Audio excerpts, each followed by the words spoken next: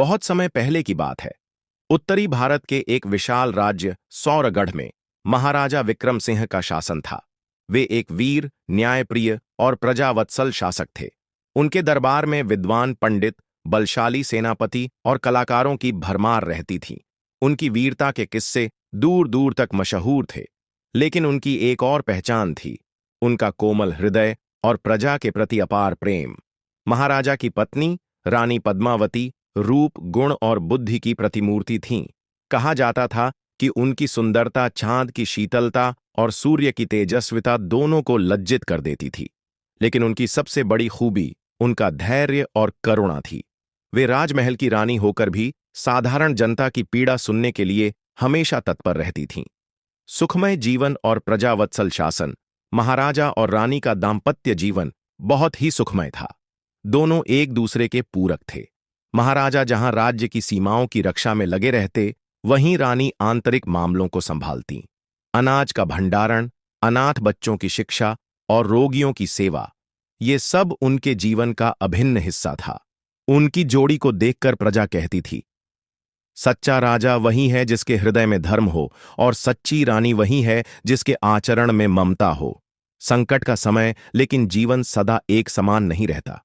सौरगढ़ की समृद्धि देखकर पड़ोसी राज्य नागनगढ़ के राजा रणधीर सिंह ईर्ष्या करने लगे। वे अपने सैनिकों के साथ सौरगढ़ पर आक्रमण करने की योजना बनाने लगे। जासूसों ने यह समाचार महाराजा को दिया। महाराजा जानते थे कि रणधीर सिंह चालाक और निर्दयी शासक हैं।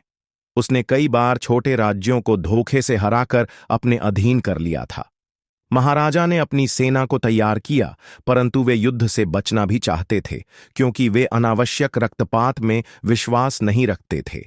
रानी का साहस जब स्थिति गंभीर हुई तो रानी पद्मावती ने स्वयं सभा में उपस्थित होकर कहा, स्वामी, यह सत्य है कि युद्ध विनाश लाता है, लेकिन कायरता किसी राजवंश की पहचान नहीं हो सकती। यदि हमें अपनी प्रजा की रक्षा करनी है तो हमें रणभूमि में डटकर शत्रु का सामना करना होगा। उनके शब्दों ने सेना में नया जोश भर दिया। महाराजा को भी यह आभास हुआ कि धर्म और न्याय की रक्षा के लिए यह युद्ध आवश्यक है। भीषण युद्ध अगले ही सप्ताह रणधीर सिंह ने सौरगढ़ पर आक्रमण कर दिया। चारों ओर नगाड़ों की आवाज गूंजने लगी। धरती पर घोड़ों के दौड़ने से कंपन होने लगा। तीरों की बौछार और तलवारों की टकराहट से आकाश गूंज उठा। महाराजा विक्रम सिंह अपनी सेना का नेतृत्व कर रहे थे। उनका शौर्य देखकर रणधीर सिंह भी चकित रह गया। कई दिनों तक युद्ध चलता रहा।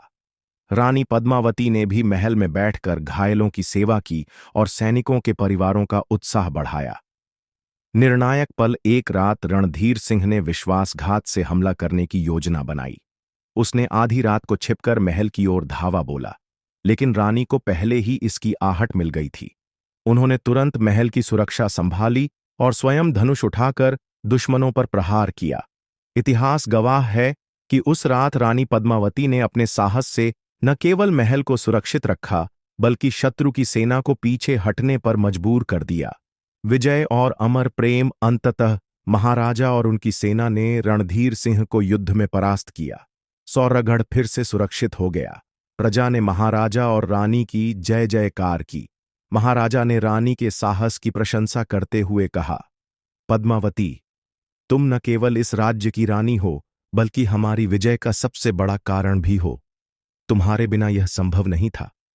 रानी ने मुस्कुराकर उत्तर दिया, स्वामी, मैं तो केवल आपका कर्तव्य निभा रही थी। सच्चा सुख तो इसी में है कि हम अपनी प्रजा की रक्षा कर सकें। उपसंहार। समय बीता, परंतु महाराजा विक्रम सिंह और रानी पद्मावती का प्रेम और त्याग अमर हो गया।